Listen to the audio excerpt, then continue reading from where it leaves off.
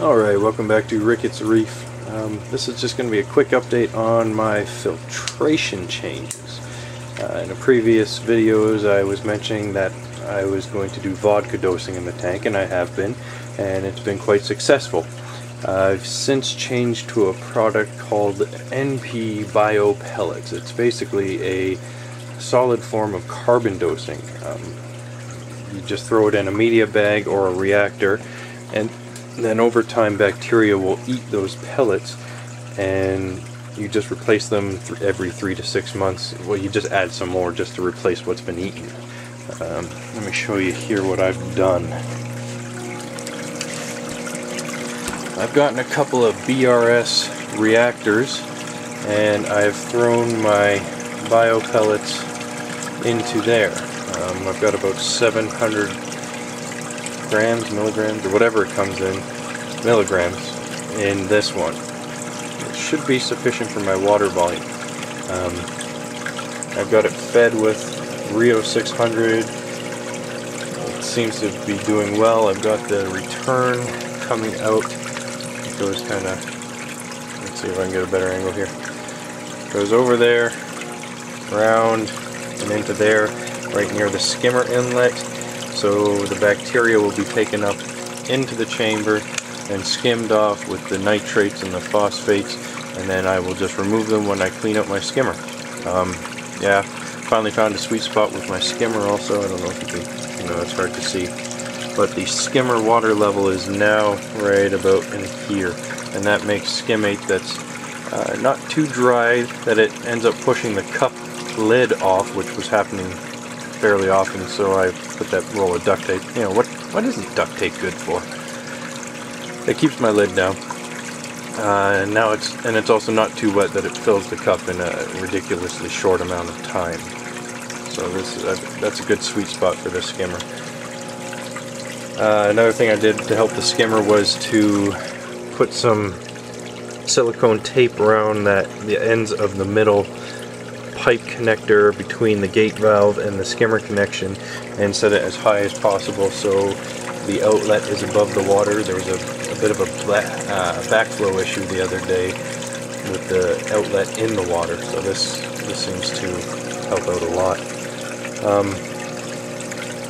Got another BRS reactor with some phosphate remover and some carbon. I don't know if you can see it swooshing around in there. There it is. The carbon swooshes around quite a bit. Phosphate, not really, as per the Bulk Reef Supplies recommendations. But the biopellets are really the key to filtration in the system right now. What they do is they kind of take away the need for refugium. I don't have to worry about macroalgae dying. I don't have to worry about clipping macroalgae. I don't have to worry about whether or not the system is going to have enough nutrients to support the macroalgae, or the macroalgae not being able to keep up with the nutrient export. I don't have to worry about the problems with vodka dosing, as in the cyanobacteria or the brown dusting, which I did get with the vodka dosing, or all the other challenges with vodka dosing, making sure you get the proper dose. I can go on vacation, not have to worry about explaining to my neighbor how to put vodka into my aquarium. They just can come over and throw some flake and pellet food in for the fish, and that should be sufficient by the time I return. Yeah, sorry, this camera seems to pick up the noise of the pump. It's not as noisy as it probably sounds. Another little sweet spot that I got in my filtration was I had to take out my PVC apparatus, return apparatus. There was just too many joints, and I figured out my big problem with the microbubbles I was getting in my main tank. I was getting an insane amount of microbubbles. I couldn't get rid of them for some reason, no matter how many times I took out that apparatus and PVC'd and re-PVC glued the joints. So it's just got a straight pipe, and it seems to be working well. Also, there's a little dial on the front of my pump. It was set to off. I turned it on, so now I've got quite a bit of flow. I'll show you that in a second. Yeah, so that's about it for the filtration. A lot of mechanical filtration, but with that comes a lot less maintenance. Every couple of 3 months to 6 months, I'll throw another handful of pellets in there.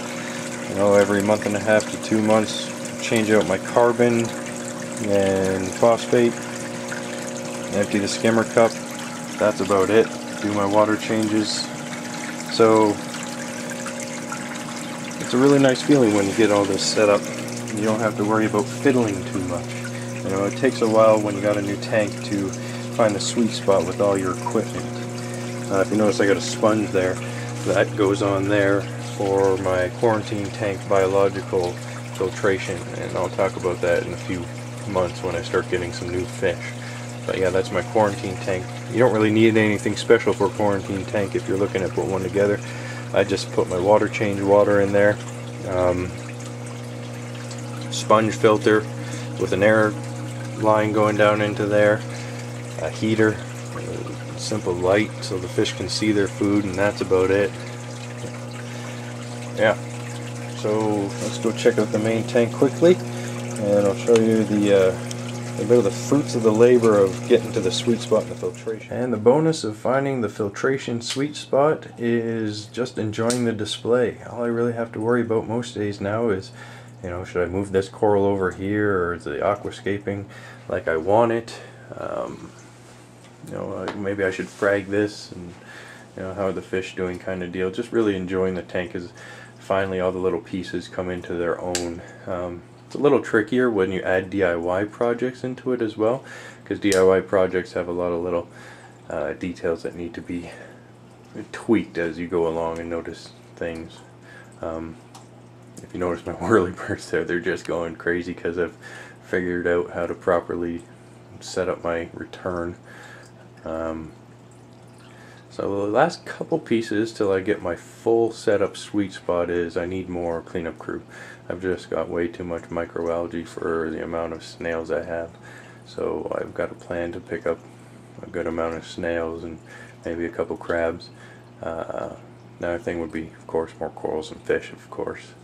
And maybe some Vortex pumps and get rid of those big old power heads and set up the frag tank. So anyway, thanks for watching. Any comments or questions or ideas to, you know, get the sweet spot a little better, greatly welcome. And good luck finding your sweet spot for your tank. Alright, bye-bye.